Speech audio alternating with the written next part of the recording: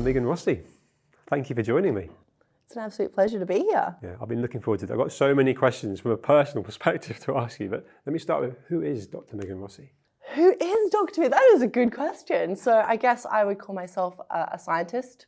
I work as a research fellow at King's, looking at all different types of nutrition interventions and how they impact our gut health. I would call myself a dietitian and nutritionist. So I see patients 101, looking at how we can, improve their gut health to improve perhaps it's their mental health or hormone regulation and things like that. I don't call myself an entrepreneur.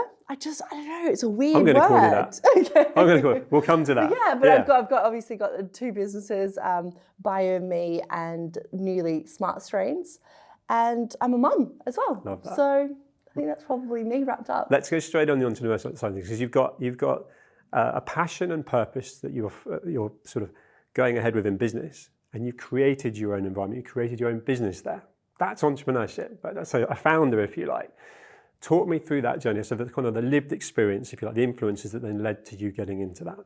Yeah, look, gosh, if we rewind quite a lot to how I got into gut health, because I have been working in this space for over 15 years before it was a cool thing, right? I think it's only in the last 5 or so years. Mad how it's cool, but it was always so important. Yeah, exactly. And so I actually grew up on a farm in Australia, very different to my current London life. So I was doing all the things we now know is good for the gut, right? Eating the dirt and the fresh fruit and veg, all that sort of stuff, growing this amazing community of the bacteria in our gut. But actually my first conscious encounter wasn't a happy one. I lost my grandma to bowel cancer. And, I was raised by my mum who was, working full time, and, we lost my sister when I was younger. So my grandma was a really big part of, my upbringing. So I hated the gut, right? It put her through the surgery, the chemo, then obviously took her life. So I had a really negative relationship with the gut. And then, I kind of suppressed those emotions and started working as a dietitian in the hospital setting.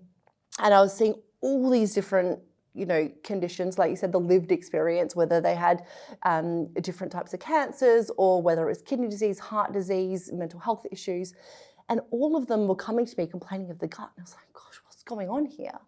And then I was also really fortunate to be the nutritionist for the Australian Olympic synchronized swimming team, and found that these elite athletes were coming to me complaining of the gut. And I was like, this organ, everything's pointing. It's haunting me. Like, what is going on here? So that was, around 2010. And I thought, you know what? I owe it to my patients, my grandma, my clients to find out more about this organ. So that's when I decided to embark on a PhD, looking specifically if I target the gut through the right nutrition, including certain types of probiotics, whether that could improve the health of not just, those gut symptoms that, 30% of people are struggling with, but systemically throughout the body. Could we improve heart function and kidney function and things like that? And it was that PhD that completely transformed my relationship with the gut. I was like, wow, okay, so the gut shouldn't be hated and be feared. It's just misunderstood. And that's the word, isn't it? Misunderstood. Yeah. Mm-hmm. Interesting. And so that journey with natural curiosity, all these things pointing,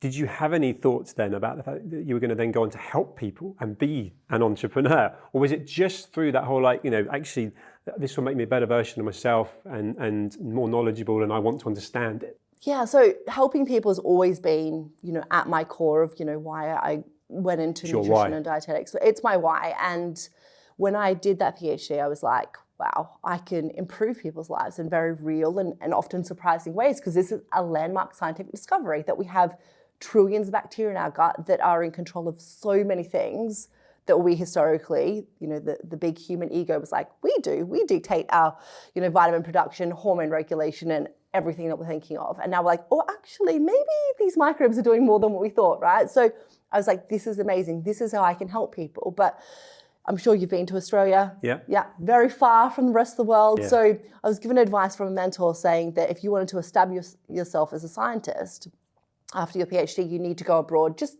for a year, and then you can come back and continue your research world. So I was like, okay, well, who's doing the most innovative gut health research? And King's were kind of leading in that space, and I'd argue still leading in that space. So I begged them for a job and moved over to London 2015. Wow. And like I said, I still work as a research fellow, but I think in terms of you're saying about the entrepreneurialism, I see myself as a scientist who got so frustrated that despite all of the amazing work being done, it wasn't being translated to the public or products, right? So I was like, there's a gap here, and it's injustice to the science, to the gut health research. So I need to do something about it.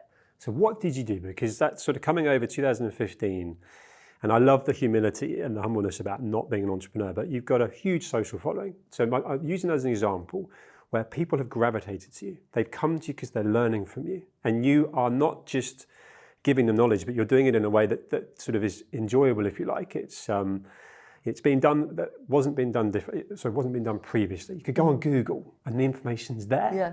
You're doing it differently. Where did you stand out from that? Where did you sort of make your niche, if you like, and build a personal brand? Yeah, look, I think it was really good timing. So, when I was here for about a year, and I just, like I said, got frustrated about that disconnect. So I thought, how can I have more of a voice versus, just complaining as a scientist saying, there's a lack of communication. So social media was what everyone was doing, right? So I was like, okay, well, I'm going to set up, the Gut Health Doctor. And if I get a few hundred followers, I'll be doing more of a service to science communication than, just complaining. And it was, like I said, I think luck, great timing. The media started to talk a lot more about gut health. So I think a lot of people were looking for a credible voice in that space. And kind of I was there as the research. You made your own luck then, fair play, right? You put yourself out there, because that's the other thing. A lot of people are not prepared to, or would see it in a professional capacity. A lot of doctors, they're not on Instagram. Yeah, right? yeah. So you were ahead of the curve with that. So this is where people are getting their information from.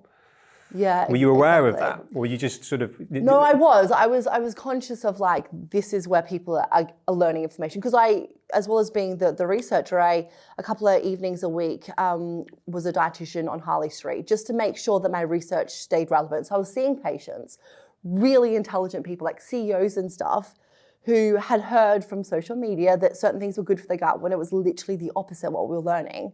So I knew that's where people were going for information. I'm like, well, I need to get there to kind of bust the myths. And yeah, that's kind I want to open that up, right? So talking off camera, like conversations with my wife, with friends, the crew and what they're eating, right?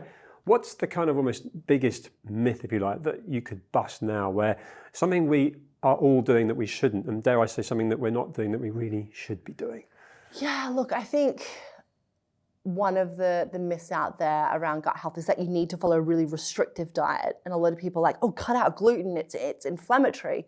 But actually, if you look at the research out there, people who have the most gluten seem to have a more protective metabolism. They have a lower risk of things like type 2 diabetes compared to those who have very little. Not because gluten is some like amazing thing that we all want to have more of. It's just that if you're cutting out gluten, you're cutting out barley, wheat, and rye, which contain these types of fibers in them, which really nourish these anti-inflammatory gut bacteria.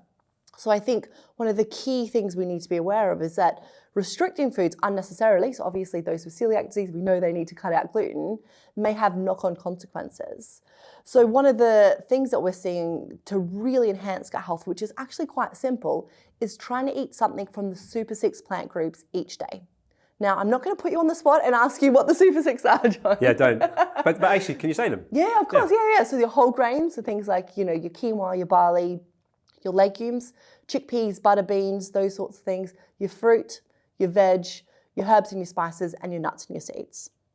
Now, it's all foods like, oh, I could do that. But actually, most people in the UK are just not hitting all Super 6. Well, I'm trying to think of how I would do that. Today's a bad example because we're filming and busy and so on, but a day where I've got some time but I'm still busy, how do I, that's moving on to a different question, but how do I get them in a day? What's an easy way of doing it? That's literally why I created BioMe, right? So that's the gut health food brand. It's because there was really a lack of diversity in foods. So one of the things I was judging on one of the women's health panels of all new food products coming to market when I was about to launch BioMe, and I was like, God, there's literally not, a granola, which is where we started, that I would put my name to as being good for the gut, because it didn't have that plant diversity.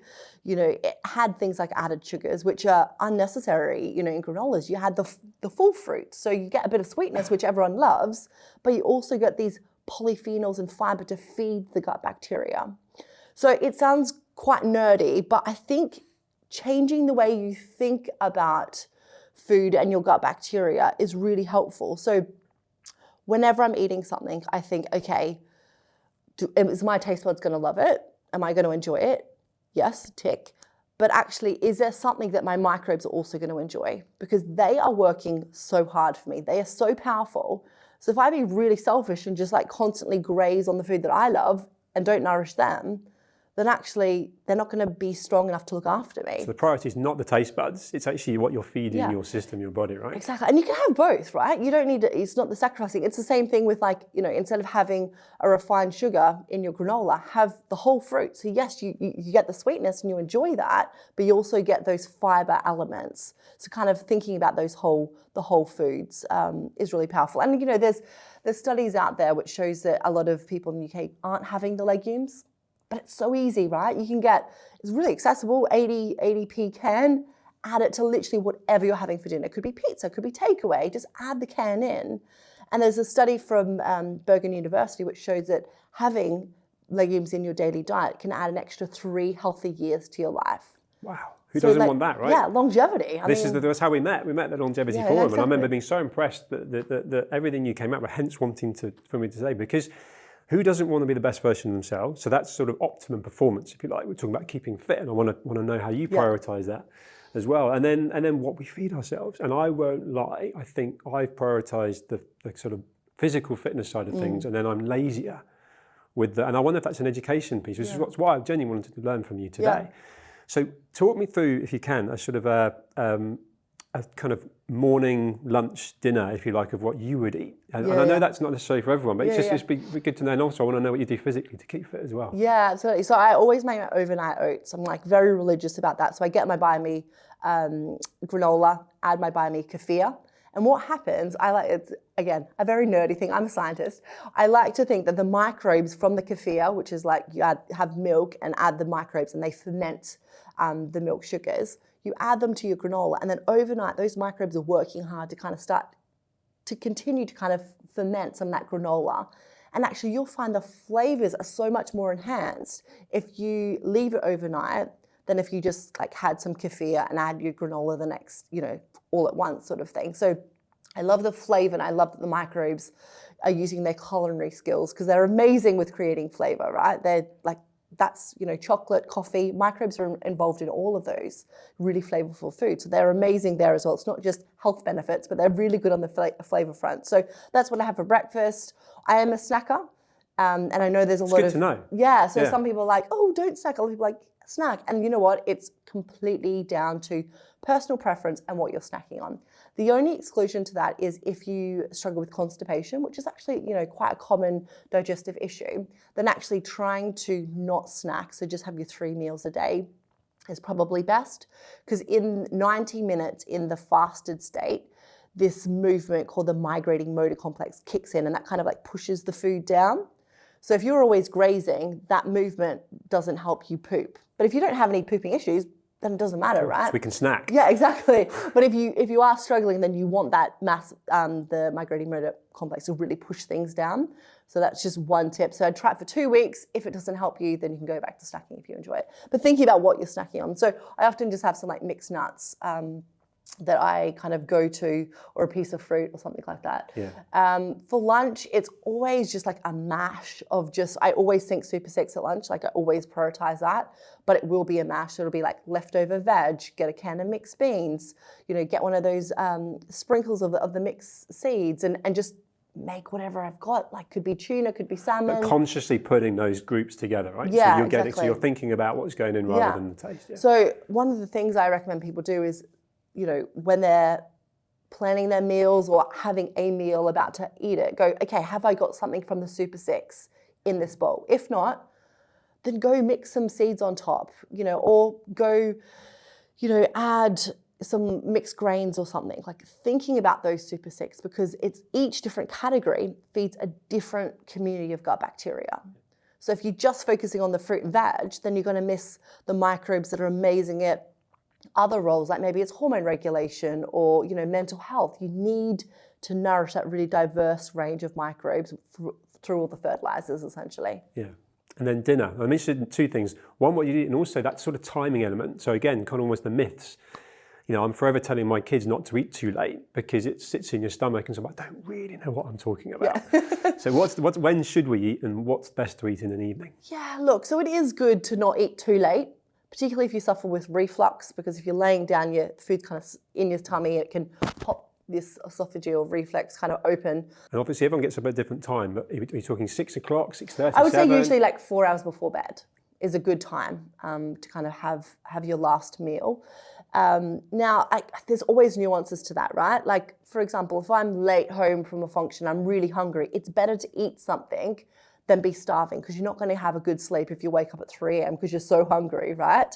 But we do know if it's you struggle with reflux or weight is an issue. So there's been some studies out there, really small studies, but controlled studies, which showed that people who ate the exact same thing, but just different timings, those who ate it earlier actually seemed to like switch on more fat burning properties in their genes and weren't as hungry the next day. So a lot of people obviously focused on their weight management. So I would say bring your meal forward. And then I guess that goes into the fasting, concepts, right? And it's true that fasting for, a minimum of 12 hours overnight is important for your gut, because it wants to kind of clean it and get things all like renewed and everything like that. But these extended fasts that last for like, a couple of days as a detox for your gut, actually, firstly, there's no science that that's a good thing. And anecdotally in clinic, I find a lot of people end up getting really sensitive guts when they reintroduce the food. So actually that's not, because there's potentially some health benefits that they're feeling in some ways. I know people have just done it, including a guest that was here last week, was saying he just fasted for 2 days. And I was thinking, I can't do that. Yeah. I've got discipline in so much of what I do, and I don't want to either. Yeah.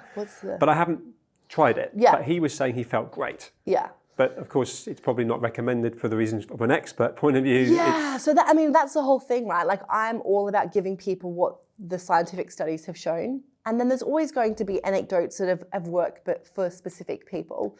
I would say that, coming back to the research, there has been studies in animals, because they don't typically measure it in humans, but animals who've gone on extended fast, what happens is their microbes get hangry, just like we get hangry, and they start to eat away at the mucus lining of the gut, which then essentially means that more things can penetrate the gut lining and create a bit of more inflammation.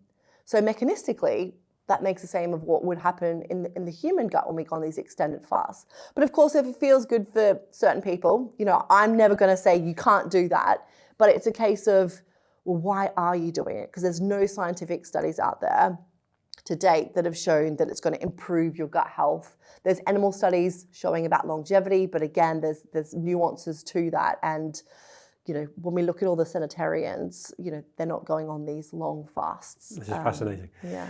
Just one thing that you said that I picked up on, you said it's better to potentially eat rather than not eating if it's got late and so on. So Megan's at the airport or a full-on busy day, and you've just not got those options. You've not prepared something that, because I imagine you do that, take stuff with you, right? Yeah. And so on. So that's let's just say you haven't been able to, and it is that classic. You may well not be able to eat anything other than, I'm going to pick a really bad example, say McDonald's, or not eat. Do you eat the McDonald's? I would not eat the McDonald's. But I would find something. You'd find something. Yeah, I'm being dramatic. Yeah. But actually, there's an extreme. So there's certain things, and I picked a brand, but there's certain things you simply would not put into your gut, and you'd actually go without, but you try and find something for the better off. That's the point I was making. Yeah, exactly. And that's the thing where, again, I'm all about making convenience foods good for your gut. So you're not in those positions where it's like McDonald's or Which takes or a bit of planning as well, right? Because I think that's where a lot of people get caught out. I try and have a banana in my bag and some nuts and stuff, which sees me through, because I'm definitely someone that likes a snack, which is why I'm quite pleased I can do that. You didn't touch on the physical fitness. You are a vision of health, right? And it's in your eyes. It's the sort of glint, if you like, but also physically. So you've got the gut health side of things, right? But what do you do to keep fit? So I love HIIT exercise, like the high intensity. A lot of people say, oh my God, but that's not great for your gut. And yes, if you have sensitive gut, drawing all the blood away and having really high adrenaline is going to probably create some gut issues. But I'm fortunate, I think probably because I grew up on a farm, I don't have gut issues. And I love that adrenaline, that feeling. So as well as the fact that it just fits into my lifestyle, the kids, I can't go to the gym and do long Pilates classes and all the things that, historically I used to love. So high impact. 20 minutes, done, and it just makes me sleep so much better. When do you do that? What time of the day? I actually do it at night before bed. That's interesting, because everyone says do it in the morning, right? Yeah. But again, those sorts of things, it's like you need to, what makes you sleep better, like what feels good for you. And there is no universal, systematic review, which is a group of studies that say it's better to do it in the morning or better to do it in the evening. It really, that science even shows it's personalized in terms of when you do your best, PB, and when you exercise at your preference. Interesting. Yeah. I'm guilty of doing a workout in the morning, which I feel good for, and then I have a protein drink. Now, I think I've bought a decent protein powder, and I put a banana in and so on. Yeah. Where do you sit with those sort of powders and so on? And I mentioned a couple of brands earlier. I just use the sort of greens juice from Pret. It will see me through a busy afternoon. Yeah. Where do you sit with that? Yeah, so let's talk about protein powders. So what I would say is that if you are going down the protein powders route for convenience, just make sure you get the non-flavored ones, because a lot of them have got like the artificial sweeteners in it. And the jury is still out, but there has been some rumors in the clinical research suggesting that certain types of these artificial sweeteners might not be having a very good impact on your gut, as well as food additive emulsifiers. In fact, my team at King's have just finished a world first clinical trial looking at food additive emulsifiers. So these are found in like over 6,000 foods in the UK, really prevalent, particularly in like the ultra processed foods. Protein powders are a common one, protein bars, those sorts of things. And actually it was the study was conducted in those with mild to moderate active Crohn's disease. So they had inflammatory bowel disease. But what we put them, half of them went on this emulsifier-free diet, and the other half got the normal sort of emulsifiers that they would have had. They were blinded to it because we fed them, so they didn't know which group they were in. And those who had the low emulsifier or no emulsifier group, they actually had a significant reduction, not only in gut symptoms, but also their disease severity. So that now has put a lot of attention into, okay, well, we've got, these 400 additives that have been approved as safe, but that was all before we understood about the gut microbiome. So we now just need to start retesting the safety of a lot of these additives. And I never want to be fear-mongering, but I think the concept is we need to be very conscious of the number of these food additives that we're having, which I think a lot of people who are trying to eat healthy, they have these, diet protein bars and protein powders, and they've got a lot of these. A table full of them over there, right? I wasn't pointing, but it's just rethinking that. So. And they're all by the checkout, and they're sort of the marketing side of this things is, especially if you are a snacker and you think you're being sensible, but not grabbing the Kit Kat or the traditional, I'll get that because it's healthy. Yeah, it looks good. But things like, having a bottle of kefir. So kefir is the fermented dairy and it's high in protein. Like that's what I have after a workout when I need to feed my muscles. And like you said, then it's a piece of fruit or something. Personal question. I like that kefir drink. I feel like it's good for me, but how much do you drink of it? Because you can buy it in the big or the sort of that. Is that sort of bottle size of whatever it be, like a bottle of water, to drink the whole lot there and then? Is that good for you? So again, it depends on what your energy requirements are, right? So if you have just done a workout and you want that 20 grams of protein hit, having the 500 because I do that. Well, you need to start having the Buy Me kefir because it's really interesting in this whole fermented food world, right? So if you actually tasted probably the leading kefir product on the market versus the Buy Me one, you can actually taste the Buy Me one has got this like effervescence and this little bubble on it which highlights it has been fermented, and it's got these organic acids, which is what we've associated with in the clinical trials, reducing inflammation and all that sort of stuff. So I think we need to be careful of, there's a lot of fermented food is amazing, but there's a lot of like fraud sort of products. They're not legitimately fermented, if you know what I mean, like in the right way that the clinical trials have done. So you just need to, I think, if it tastes too good to be true, same with the artificial sweeteners, then it probably is. If it tastes just like a thickened milk, super sweet, is it really fermented? Maybe you need two. There's a trend though, isn't there, where the flavouring element, the too much flavour, tasting too good is unfortunately not good for what we're doing it for. Whereas when something isn't particularly tasty, you've got to get past it. I think you've got to. Is there one thing that potentially a lot of us are doing that we really shouldn't be doing that drives you mad because you know it from a professional point of view and it's probably been talked about but people still do it? Is there one thing we just shouldn't be doing? Yeah, I mean, I think if we focus on not just what we're eating but how we're eating, it's eating on the run when we're stressed. On our phones. I'm so guilty of that. Yeah, I had a sandwich before you arrived, stood up, whilst chatting and so on. That's standard for me. Yeah. So I should be sitting down. We should be sitting down. We should not be having stressy things going on in our head, because actually it's really not effective digestion. So particularly if you're getting digestive issues, like, you struggle with bloating or altered bowel movements, that sort of stuff is a real sign you need to start doing that. And there's, been some really cool studies which shows the power of chewing, which sounds so boring and obvious. But actually what they've done is when people chew, they chose almonds in this scenario 40 times per mouthful, they absorb so much more of the nutrition than if they only ate it, like chewed it 10 times. You actually pooped out a lot of that good nutrition. So you prepared the stomach better because you've destroyed the food ultimately to... Yeah, because not only the physical breakdown, but we have enzymes in our saliva which start to chemically break it down, as well as, preparing the rest of the body. So that's fascinating. De-stressing and chewing is actually more important than we probably have thought about in the past. Yeah. You mentioned earlier sort of clients that come to you from a business point of view, and some of those people are super high achievers. So striving to be the best version of themselves. Without being generic, because everyone's different, is there a sort of almost a high performance diet? There might be those 6 M's and so on, but what can we all do to try and elevate through our gut health, our own performance? Yeah. Honestly, it is the Super 6. Really? It's having so them, stick to that, and focusing on them every day.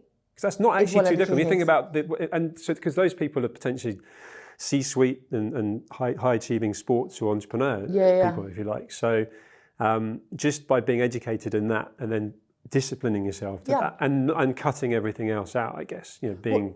not being super fixated on, I can't have chocolate again because it's not, one of my Super 6. It's getting in the Super 6 as a foundation, always thinking, okay, have I got the Super 6? And then, if you want to have, some chocolate on the side, go for it. But actually, you'll probably find the more of the Super 6 you have, your oral microbiome, so we've got bacteria in our mouth as well, start to change, and your taste preferences change as well.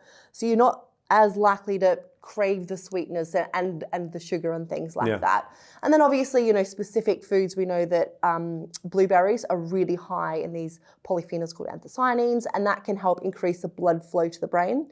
So if you're having a really important interview or you really need to use your memory and focus, having a cup of blueberries or about half a cup of the freeze-dried ones is a really good shout. I need that for days like today, right? Yeah, this is great exactly. knowledge. Yeah. Quick one, really relevant to my family. Yeah. So we have a snack drawer, which is my fault. I didn't have a sweet tooth when I was younger. I've now got 13 and 15-year-old daughters who shouldn't be eating sugar. We know this, but I've created a sort of a snack drawer. And so you have a really healthy meal, let's just say it's a lunch. Yeah. And then any one of us wants to go and have a snack. Should you have it straight after that meal so that everything's mixed in together? Or if they're delaying and then they want a snack in the middle of the afternoon alongside nothing else, and let's just say it is a Kit Kat, what's better? Because I know they're both bad, but what's the way to do it if you're going to do it? Again, I think we need to make sure we're not the snack drawer is the bad thing, right? So what I would say is, if you want to have some of these foods that are more selfish for your taste buds, I would say, at the same time, try... Mix it together. That was my question. Try have something for your microbes, right? So if actually it works better to delay it 3 hours, because actually you're quite full after lunch, you're not really going to enjoy that bar that you would have. If you're going to have it in 3 hours, then just grab, a small handful of almonds as well, or have it with, some mixed berries. Yeah. So every time you're eating, it's just that mindset. It's not like, oh, I'm having a naughty snack. I'm like, okay, I'm having something I'm enjoying, but I'm also feeding my microbes at that same time. There's so many more questions I could ask you on that. I want to go back to the business and entrepreneur side of things. So you get qualified, your curiosity's massively stimulated now, you're knowledgeable now, you're in a position of strength to give information, which leads you to setting up the businesses you've got. I want to know about that journey. And I feel like the passion and purpose that you ultimately have got for it, which is you're brimming with, it's almost like you didn't give it too much thought, but being an entrepreneur is not easy. Yeah. Setting up your own business, however you want to call yourself, it's not easy. I want to know about that journey and sort of how almost like the sort of the dips and moments where you were like, actually, this is exactly what I should be doing. So I spoke about BioMe in terms of the food brand, but I think Smart Strain, so this is live clinically proven bacteria for different indications, has kind of it's been really hard, right? So I got rejected 11 times from people who I pitched the idea. I'm like, this is what we need to do. And they're 11 different companies rejected it. But what kept me going is kind of that resilience piece that I was like, you know what, I know this can help people. So I don't care if these companies don't want a bar of it. Like, I am so convinced. And, just to show you how crazy the world is, right? So there is these international guidelines on probiotics, which literally says if someone has to go on antibiotics for whatever reason, then we should all recommend this LGG bacteria, 10 billion units twice a day throughout their antibiotics. Like these, all the scientists agree on that. Really robust evidence. But that product that these international guidelines are saying we should be recommending to our patients did not exist. Literally didn't exist. So it's like, as a clinician, I was sat there going, I know these guidelines exist. I know this product can reduce, antibiotic-associated diarrhea by 70%, but the product doesn't exist. Like, what the hell is going on, right? So that was the whole concept around it. And I knew, because there are such robust studies around this, I'm like, I have to make this happen no matter what. So I got over the 5 or so years, got so many rejections. And then speaking about LinkedIn, I'm terrible on LinkedIn.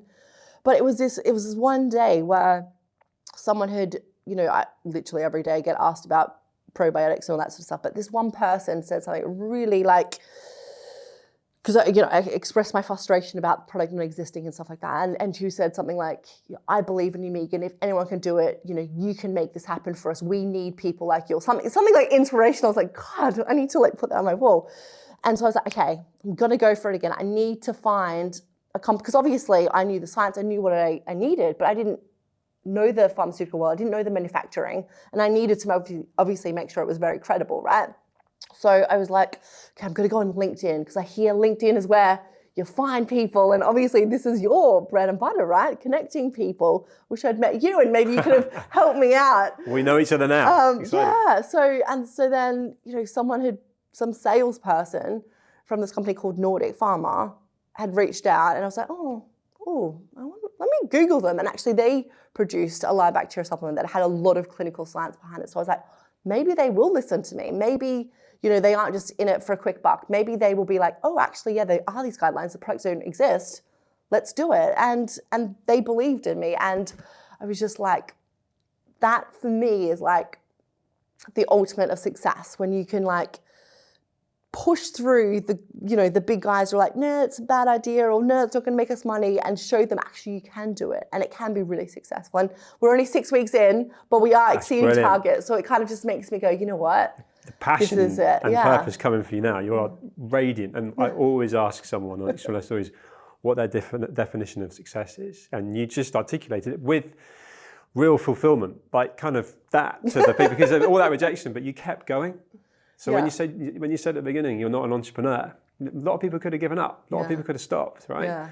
But you believed, and you knew you could help people. And so flowing in that sort of vein of conversation, it feels like you're on a proper journey without, dare I say, a destination. But is there something you do want to achieve? Is there something, if I said to you, we'll do this again in 10 years' time because you'll have achieved something you want to? Is there something? Or are you just enjoying building your knowledge and building your businesses? Yeah, I think for me it's bridging that science with the public, right? And it's through products typically, where we've got the science, everyone's kind of agreeing this science is legit, products don't exist. So I think producing these products that then become a household, necessity or a bestseller, for me, that's just what I want more of. Yeah.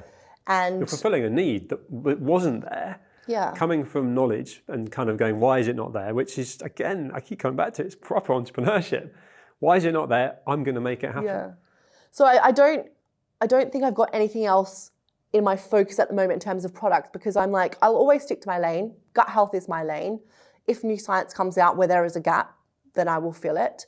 But I would say, I think I'm getting really, my eldest is about to start school. And the school lunches, I know it's been done, Jamie is amazing with advocating that, but it is actually so offensive how little the funding is for these school lunches, and the food is so ultra processed. I'm in this position where I'm like, should I homeschool him so I can... Just because of the food? And I'm like, and I don't want to be that weird mum that gives him a weird, name of he has to have this special lunchbox and that sort of stuff. So it's like, the peer thing. So there's loads to navigate. Yeah, but that's I feel like in our social network and schooling. In fact, we're actually homeschooling our youngest daughter. Right. Okay. Not because of that, but the whole package. Just one size didn't fit all, and she hated the food. And then you think, well, if the food's not nutritious, that's just taste, and let alone knowing it's not nutritious. Yeah. To then have it 100% confirmed when they're supposed to be concentrating, they might be getting the best out of sport in the afternoon, but their lunch was so malnourished they haven't even got any energy. Yeah. Then they come home grotty, which causes arguments. Yeah, do you know what I mean? You're trying to run a business and so on, and it's like, actually, I don't understand why it's not prioritised. Yeah. And I know that's a whole political conversation. But you saying that you'd love to try and influence I feel like I'm going to be obligated. When you just have this thing where I'm like, my boys are everything to me, and I'm like, I want them to have the best life. And if this is my area of expertise and I can do something and show, actually, you can tweak a few things, low cost, and make it so much better for them, then I feel obligated to do that, right? Yeah. So I feel like... So that could be a key legacy of yours, right? Well, we're missing a line. I mean, it's like, you go out of your way to have healthy food at home if you are that individual, that family. And you can't control the bit in the middle that's not what you put on the table at home. It's a disconnect, right? Yeah, it is a disconnect. And they're so vulnerable at that age, right? Their relationship with food and their peers is really developing. That's setting them up for their, relationship with food when they get older and, uni and all these other vulnerable moments. And I think the thing that gets to me is when we've got the science, we need to use it. We've got the science knowing with all this ultra-processed food that this is not good for our kids. Like, no one's going to refute that. So why are we not using it? It blows my mind. As you can see, I'm getting very frustrated just thinking about it. But it's just like, I hate it. It's like everything as a scientist, we work to develop all of the science and understand things.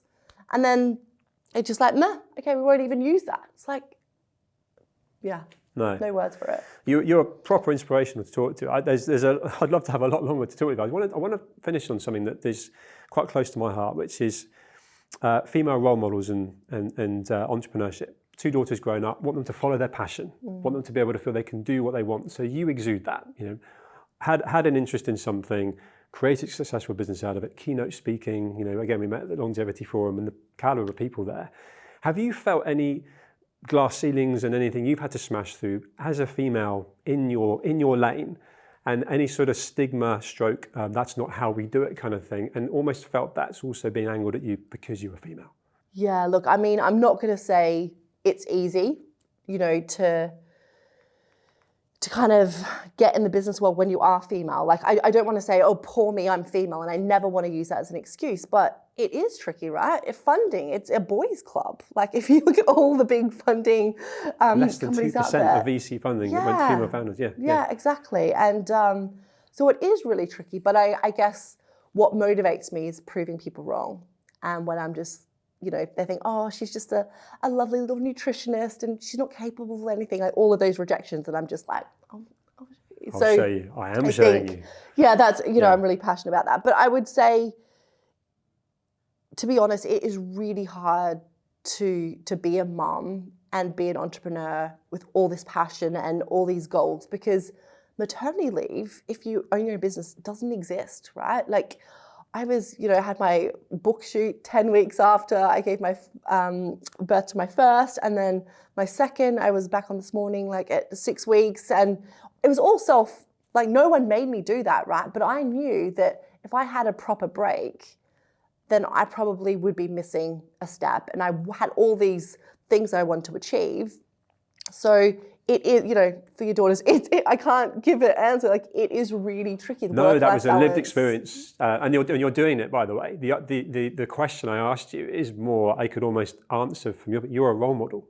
You're a role model for your children. You're a role model for my children and anyone watching. And you're also a role model for anyone that's pivoting at this moment in life. It's not just kids growing up. It's like, actually, she's doing it. She's killing it. And look at her sparkling, if you like. So that was the key message for me on that, because but I wanted to know how much suppression and how much you'd felt that, because I almost felt like you were oblivious to it because you're so focused in your lane, and it was almost like, and I didn't notice it because I'm going and I'm traveling. But it's interesting that you picked up on that and you were aware of it and you felt it. Yeah, of course. I mean, in the research world as well, right? You know, That's what it I was can be thinking. cutthroat, right? Yeah. On publications and Silver foxes, grey-haired research. guys. Yeah, exactly. That's what I wondered. You have to speak up. Yeah. So there were some strong conversations that I was a bit, even though I'm very confident, I was a bit like, I don't know if I really want to have this. But I'm like, you know what? No. Like, that was my idea. I should be on that paper. So it's getting comfortable with being uncomfortable, I think. Yeah, there's a lot to be said about growth. Well, I was so looking forward to this, and I would wish we had longer, but we've run out of time. But thank you so much. I've learned lots of things personally that I wanted to, and also all sorts of things that's so valuable for people to know. So thank you, Megan. Thanks for having me. Love it.